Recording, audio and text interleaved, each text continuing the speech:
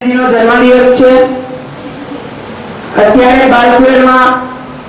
બાળકુળના સાનિધ્યમાં તેઓ પધાર્યા છે. આપણે બાળકુળના વિદ્યાર્થીઓ પરમ કૃપાળુ પરમ ગુરુ તથા પરમ પૂજ્ય ગુરુજીને પ્રાર્થના કરીએ છીએ કે ગીતા દીદીનું જીવન આરોગ્યમય રહે અને પરમ પૂજ્ય ગુરુજી તથા પરમ ગુરુની કૃપા તેમના પર વરસતી રહે.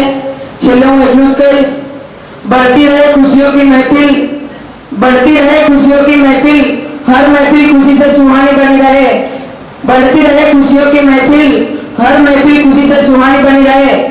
आप अपनी जिंदगी में इतने खुश रहोगे दीदी, खुशी भी आपकी दीवानी बनी रहे, खुशी भी आपकी दीवानी बनी रहे.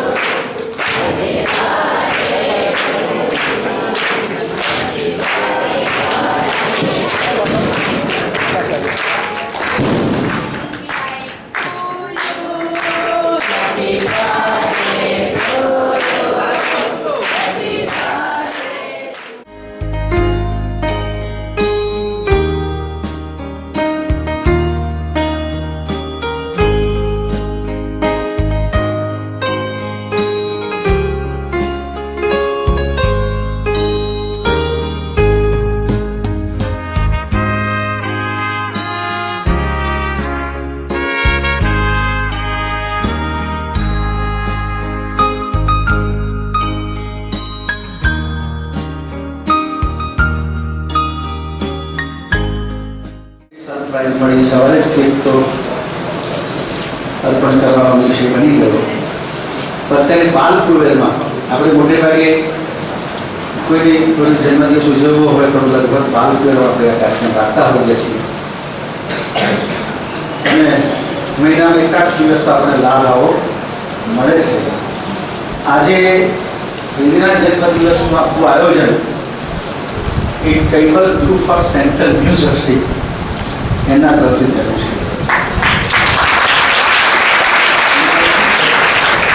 કૈબલ ગ્રુપ ઓફ ન્યૂ જર્સી એના તમામ આમ તો એ લોકો આજે એટલે હા રવિવારે ત્યાં પણ ન્યૂ જર્સી ગ્રુપ અમારું બહુ મોટું ગ્રુપ ચાલે છે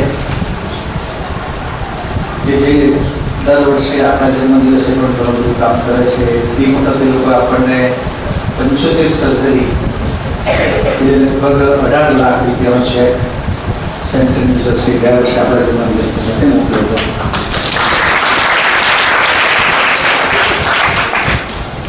એમ આજે પણ એમનો આગ્રહ હતો કે આ દીદીનો જન્મદિવસ બાલકુળ ઉજવાય અને મેં કહ્યું દીદી સુરમઈ આવેલા છે કે આજે આપણી અમરદાદાની પદયાત્રા હતી એ પૂર્ણ કરીને અંતો દીદીના તો મોટો કાર્યક્રમ છે અને જવાનું પણ નાખ્યું પણ આપણે તો તૂટી હતું અને સરપ્રાઈઝ હતી એમને બિલકુલ ખબર નહોતી, પણ સરસ તમે બધાએ પણ બહુ સરસ રીતે દિલને શુભેચ્છા પાઠવી. સેન્ટ્રલ ન્યૂજર્સી અમારું ફેવરેટ ગ્રુપ, એમના બધા સભ્યોને ખૂબ ખૂબ ખૂબ ખૂબ અમારી શુભેચ્છા. અને એમણે જે આયોજન કર્યું એ બદલ આપણને પણ ખૂબ આનંદ છે. અને હવે આમ તો પૂર્ણિમાએ તો જમવાનો એક જ ટાઈમ હતો. તમે બપોરે જમ્યા? ઢીલું બોલો છો, જમ્યા? હજુ બપોરનું છે, હજુ પાવર છે. તમારા બોલવા પર એમ લાગે છે હજુ બપોરનો પાવર છે. એટલે અત્યારે આપણે કેકથી પૂરું થઈ ગયું છે ને, જમવું પડશે.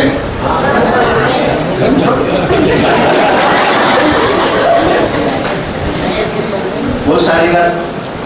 તમારા બધા માટે બહુ સરસ જમવાનું, પણ દુર્ગાની સાસાકૃતિ આવ્યું નથી.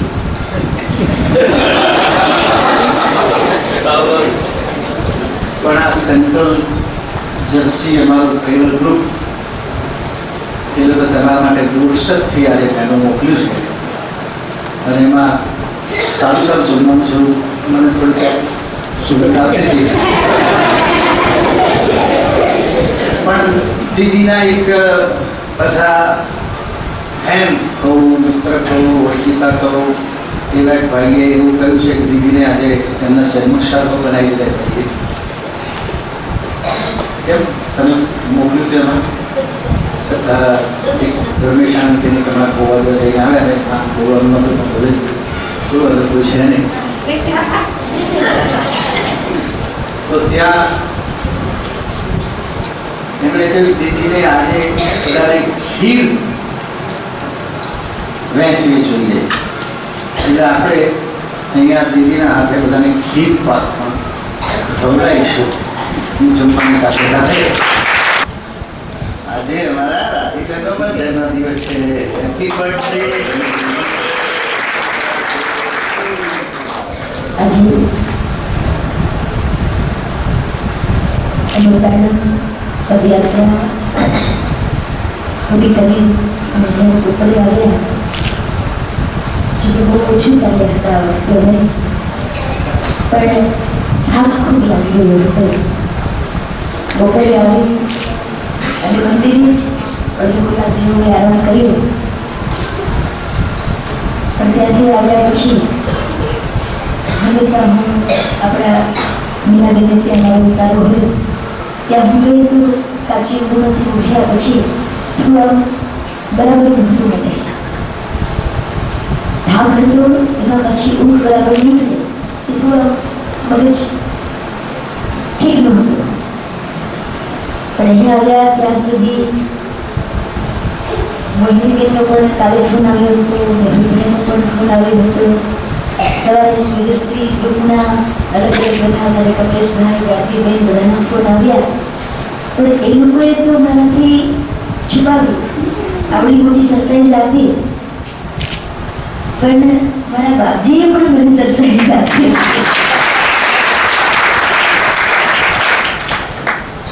રસ્તામાં આવતા હતા એવી વાત હું કરતી હતી કે ગુરુજી હમણાં આપણે કોઈ બીજો કોઈ ઉત્સવ ઉજવ્યો નથી કે એવી વાત કરી. બાળકોને આપણે કેવા આવતા હતા ગયા વર્ષે અહીંયા બાળકોને બધાને મળવાનું થતું હતું, આપણે છોકરાના પાઠ કરતા હતા. તો ગુરુજી એવું પણ બોલ્યા કે ટૂંક સમયમાં આપણે ઉત્સવ કરીશું. મારા એમ કે કંઈક પાછું બીજું ઉત્સવ પ્રેમી છે ગુરુજી, તો કંઈક કરશે કંઈક. પણ એ મને ખબર નહોતી કે ટૂંક સમયમાં એટલે અમુક મિનિટોમાં જ આ ઉત્સવ છે. અને ખરેખર જે ન્યૂજર્સી ગ્રુપ દેવલભાઈ, મોહિનીબેન, અમારા મનુભાઈ, કમલેશભાઈ, જે કોઈ બધા જ લોકો, બધાના નામ મને આવડતા નથી, પણ એ બધા જ મારા હૃદયમાં બેઠેલા છે. કારણ કે એના હૃદયમાં ગુરુજી બેઠેલા છે. ભાઈઓ છે બધા કે જ્યાં પરદેશની અંદર ગુરુજીએ તો આ કેવલ ધર્મની ધજા ફરકાવી, પણ એને કાયમને માટે એને ટકાવી રાખી છે. એવા એ બધા જ ન્યૂજર્સી ગ્રુપના બધા જ મેમ્બરો, એ બધાને હું જેટલું પણ આજના દિવસે એના માટે આભાર માનું એટલું ઓછું પડે.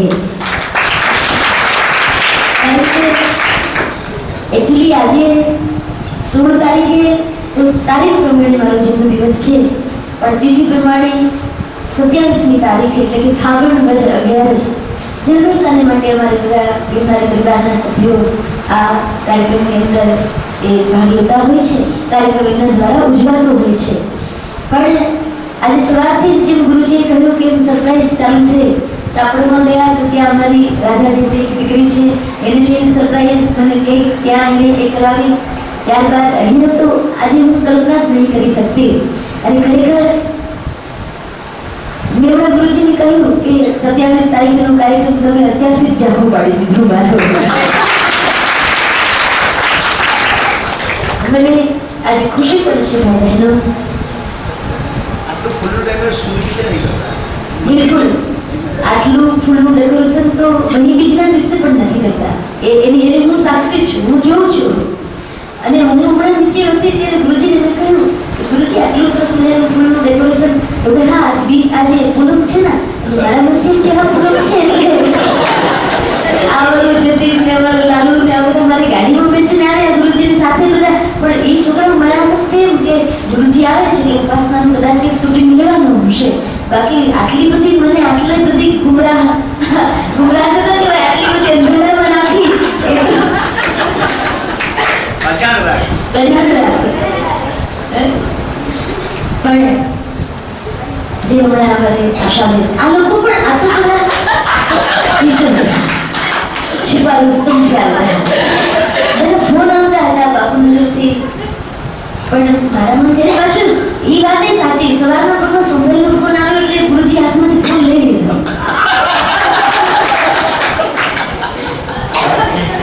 જેને મને જેનું આપ્યું છે ને એ બા આવ્યું સાહેબ કે મારી દીકરી બહુ ભોળી છે, પણ મને એમ હતું ના ના હું બહુ પાકી છું. પણ આજે ખબર પડી કે ખરેખર આપણે સાચા જ છીએ. આજે એને ફોન પણ હાથમાંથી લઈ લીધો એટલે મારે જે વાત કરવાની છે હું કરીશ. એટલે મારા મનથી એમ કે કદાચ સમૂહ લગ્નનું કામ એ ભાઈને કહ્યું કે વાસણનું કંઈક કામ સોંપતા હોય છે, તો કદાચ એવું કંઈક કામ હશે એટલે કદાચ એને ફોન હાથમાંથી લઈ લીધો હશે. અને ગુરુજી હાથમાંથી ફોન લે એટલે મારે બીજું તો મારા તો બીજું કોઈ શરૂઆત ન હોય. પણ આવું બધું થશે એ તો મને અત્યારે ખબર પડી.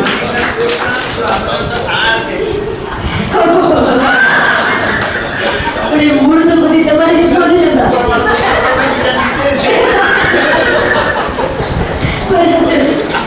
ઉપરવાળા એકલાનું કામ નહીં, નીચેવાળા એકલાનું કામ એવું પણ ખરેખર જે હમણાં અમારે આશાબેન જતા હતા કે ધન્ય વિજયદાસ બાપજીને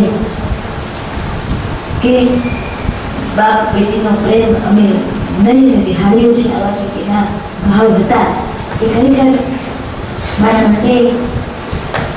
હું આજે જે મોબાઈલ લંડન એક ભાઈ છે મારા, બહુ બચપણથી મને ઓળખે, બચપણથી એના પરિવાર સાથે એક ફેમિલી મેમ્બરની જેમ હું રહેલી છું.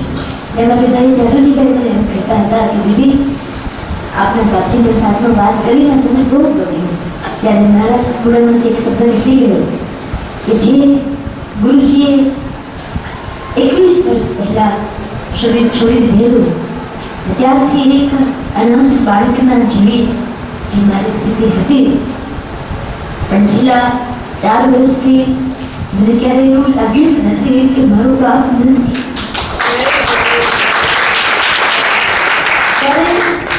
મને એવો અહેસાસ એક સેકન્ડ માટે પણ નથી થવા દીધો કે મારા માટે મારા ગુરુજી